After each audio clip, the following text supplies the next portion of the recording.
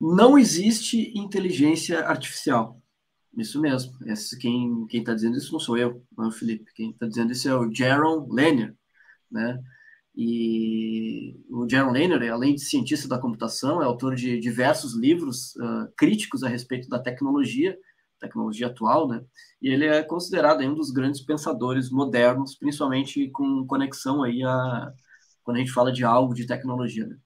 Então, num artigo dele lá no The New Yorker, o artigo que é There's No AI, ele faz uma ótima análise, então, sobre o momento de excitação, assim, né, que a gente vive em relação aos avanços da inteligência artificial. Aí abre aspas para ele aqui, que ele fala: como cientista da computação, eu não gosto do termo inteligência artificial. Na verdade, eu acho que ele é enganoso e talvez até um pouco perigoso. Então vamos lá para o artigo dele no New Yorker. E aí, Felipe, que a gente já vem falando há um tempo, né? Sobre. Bom, toda semana a gente traz algum conteúdo aqui sobre inteligência artificial, alguns mais críticos, alguns trazendo também o lado positivo e coisas que são úteis, né? Aqui, eu estava esperando faz tempo, na verdade, um artigo do Jaron falando sobre isso. Né? Ele já tinha ouvido ele numa palestra dar uma pincelada, alguma coisa assim, e agora ele compilou, né? Então, um artigo aqui bem extenso, né, The New Yorker. Mas o que tu acha? O que tu achou, assim, Felipe, da abordagem dele, né? Fazendo uma afirmação, né? Não existe inteligência artificial. É uma afirmação bem dura e eu concordo bastante com ela, na verdade, né? Há um tempo atrás, inclusive, eu assisti uma palestra do pessoal de inteligência artificial do Google e alguém na plateia levantou a mão assim, e perguntou sobre a singularidade, né? Quão distantes nós estávamos da singularidade?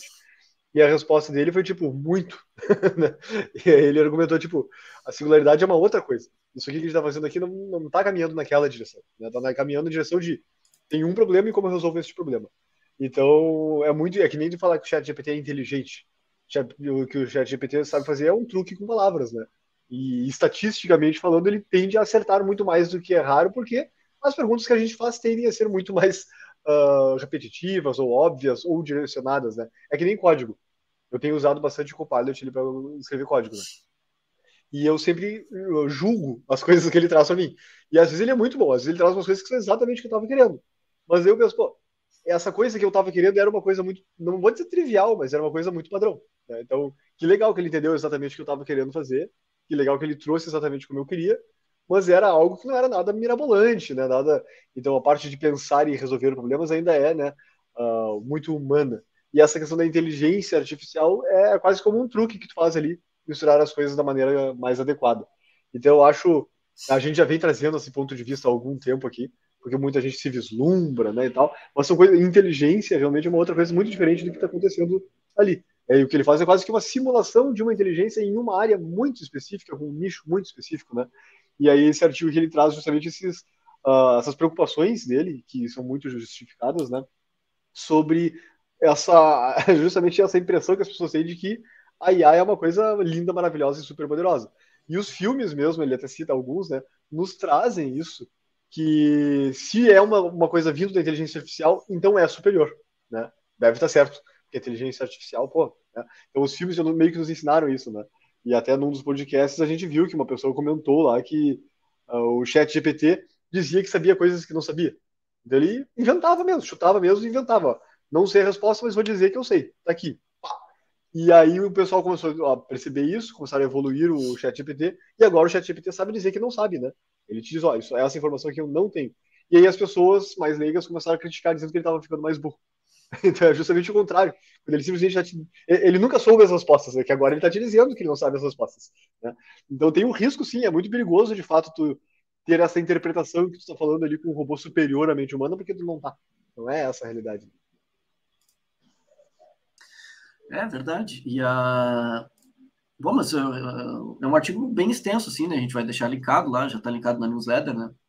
Artigo lá no The New Yorker. Eu recomendo sempre o conteúdo aí, o que o Jaron Lanier fala, né? Então ele tem vários livros que ele lançou sobre redes sociais, né? Para quem não sabe, o Jaron ele que cunhou o termo realidade virtual, né? Lá nos anos, acho que dos 80 para 90, né? Então teve startup lá no início, assim, cunhou esse termo, vendeu startup e tal. acho que para a Microsoft, se eu não me engano, ou para o Google. Ele, se eu não me engano, ele continua trabalhando na Microsoft na área de pesquisa, mas há muito tempo ele está muito mais nessa linha crítica mesmo, né, de ser alguém da área de tecnologia que viveu ali, né, a era de ouro do Vale do Silício, acompanhou tudo de bom, tudo de ruim. Então, eu acho muito interessante assim essa análise dele, né? Por isso que ele está ali como, de fato, um grande pensador da nossa era, assim, principalmente com o viés de tecnologia. Então, acho que é isso. Acho que o Rafa até comentou aqui, botando na tela, que falar mal de inteligência artificial é quase tão perigoso quanto criticar design system, né, que atrai muito hater. Eu acho que como qualquer outra coisa, né? Então, quando tem algo muito, né, muito em evidência e a gente, mesmo que com embasamento e com uma crítica profunda, na verdade, eu acho que esse é o problema, né? Porque para a gente conseguir criticar e tentar trazer um debate que é mais coerente com a realidade, a gente precisa ser mais profundo. E aí que a gente perde, muitas vezes, o debate, se é que é um debate, porque é muito mais fácil tu comprar o que está sendo, o que já foi empacotado, né? Então, o que tá sendo muito martelado na cabeça de todo mundo, inteligência artificial, chat GPT e tudo mais, e em muitas camadas, muitas vertentes, então, meio que aquela coisa, né? Já virou, não consegue mais, né, entender ali o que é legal, o que não é legal, o que é verdade, o que não é, né, o que é útil e o que não é. Então, a gente chegou nisso e isso já aconteceu muitas vezes, né? Na tecnologia, a gente já passou por isso, a gente até já comentou aqui. A cloud, né? Poderia ter um artigo que é There is no cloud, também não existe cloud, né? Então, acho que a gente está vivendo esse momento mesmo.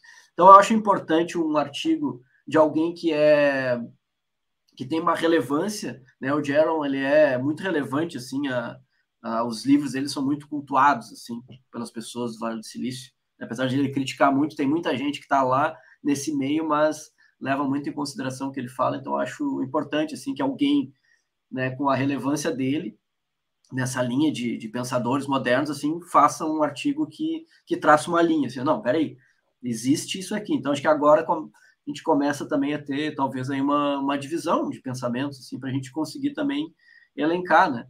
E na prática que eu vejo também tem muito do que vem sendo falado, assim, seja na mídia, pelas pessoas que estão ouvindo falar e estão replicando inteligência artificial, na verdade fica tudo muito numa camada só de tecnologia, né? Porque às vezes a pessoa fala, não, e ali aquela inteligência artificial fez tal coisa. Não foi inteligência artificial, foi só um software, né? Então já meio que misturou, assim. Então acho que agora, acho que para a grande massa, assim, já misturou, sabe?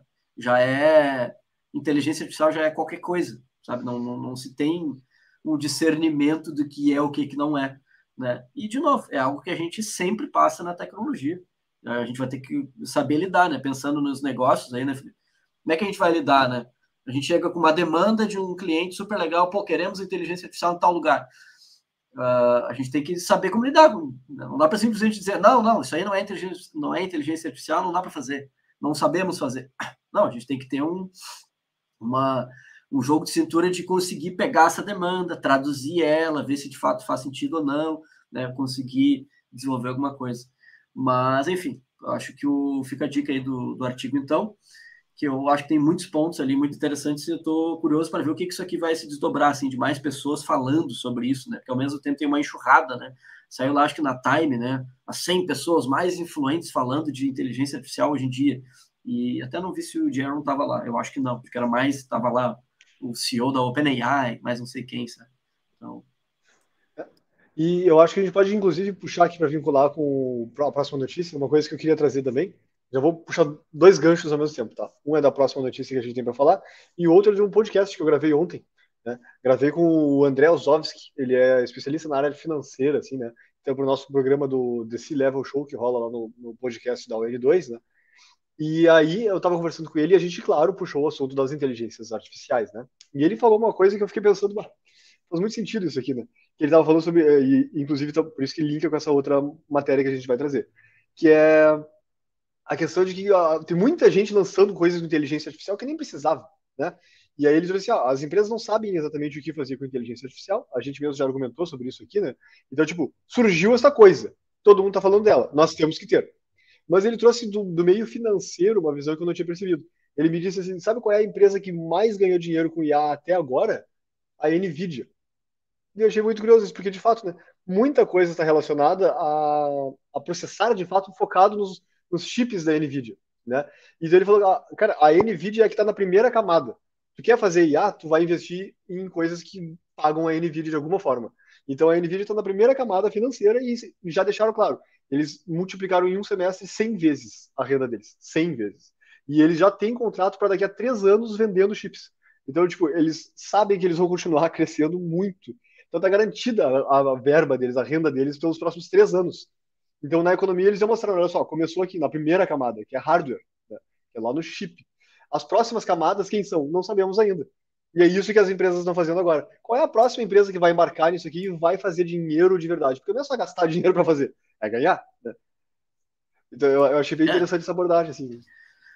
isso é um ponto muito importante isso aí, na verdade, porque a gente fica também com essa ilusão das coisas que são intangíveis, né? As coisas que estão abstratas, né? E eu acho que o caso de inteligência artificial é bem isso, né? Acho que em alguns momentos fica claro, assim, né? Que a gente tem um limite, o limite é o hardware. Só que para tudo a gente tem hardware. Né? A nuvem é hardware, né? Se a gente, que a gente estava comentando, não existe inteligência artificial, não existe nuvem. O que existe são servidores, hardware, placas, né? Cabos. Isso é que cada camada que a gente vai, nos anos vão passando, né? Tudo vai evoluindo, tudo vai barateando algumas coisas ou não, mais serviços em cima de serviços e tal. Mas a gente para pensar, essa dependência existe. Eu acho que no caso da inteligência artificial é muito, muito claro isso, né? A gente depende, né? Depende muito de um poder de máquina. Então, com certeza, a NVIDIA e vários outros fabricantes de hardware aí estão surfando esse momento. Sim. E aí as outras empresas querem descobrir qual vai ser a próxima. Esse é o que ele comentou. Há uma prova para o mercado que tem muito dinheiro aqui. A primeira camada já está fazendo. A segunda camada vai pegar uma fatia muito gorda de muito dinheiro. Quem são? Não sabemos ainda. Então, Google, Microsoft, né, Apple, eles estão investindo ali, estão gastando.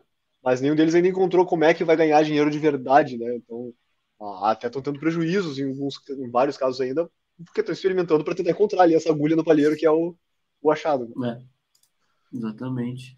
Antes da gente ir para a próxima, só dar um salve aqui para o Rodrigo Fazenda. Salve do bêbado aleatório que te cumprimentou no Janela. Eu estava lendo esse comentário e não estava entendendo, agora que eu me lembrei. Então, Janela é um bar aqui em Porto Alegre. O Rodrigo deve ter me encontrado lá. Então, um salve aí, Rodrigo. Quando eu estiver ali, pode me chamar. E aqui, Uriel, quem vai ganhar no final serão as pequenas empresas e o open source. O Uriel tem uma visão aí otimista. É. Não sei se eu concordo. Eu acho que há uma fatia considerável de dinheiro que vai ficar isso, né? Vai ir para as folhas, né? Vai lá para as fontes que se distribuem muito mais empresas, com certeza vai ter É, aí mas aquela coisa, né?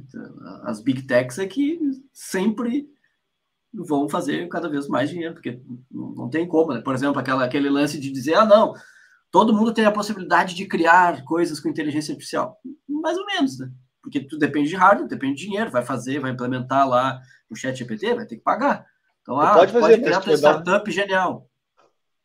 tu pode Não fazer, mas tu pode? vai dar um pouquinho de dinheiro para a Nvidia. Desde a Nvidia até as outras camadinhas vão receber um pouco do teu dinheiro. É, exatamente. Então fica a dica aí para escutarem o podcast, que é um papo bem interessante. Essa é só uma parte dele, sim, né? Vai sair, acho que na semana que vem.